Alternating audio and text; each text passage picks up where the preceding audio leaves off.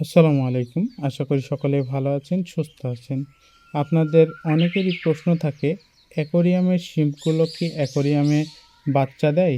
তো এই ভিডিওর মাধ্যমে আশা করি আপনারা জানতে পারবেন যে অ্যাকোয়ারিয়ামে আসলেই চিংড়ি বাচ্চা দেয় কিনা। তো এটা আমার দোকানের একটি অ্যাকোয়ারিয়াম। সে অ্যাকোয়ারিয়ামে বাড়ি থেকে আনা আমার ফার্ম থেকে আনা কিছু শিম্প রেখেছিলাম অনেক ছোট, ছোট। তো তারা গ্রো হয়েছে, অনেক বড় হয়েছে অল্প দিনেই।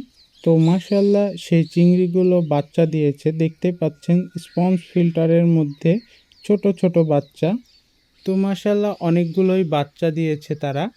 তো আশা করি আপনারা আপনাদের উত্তর পেয়ে গেছেন যে অ্যাকোয়ারিয়ামে শিম্প বাচ্চা দেয় কিনা। ভিডিওতে যেই শিম্পগুলো দেখছেন এগুলো হলো ফায়ার রেড শিম্প। মাশাআল্লাহ সুপার কোয়ালিটি, লাল টকটকে দেখতেই পাচ্ছেন। তো এটা হিউজ পরিমাণে আছে। যদি কারো প্রয়োজন হয় অবশ্যই জানাবেন। ভিডিওটি এ পর্যন্তই। আসসালামু আলাইকুম।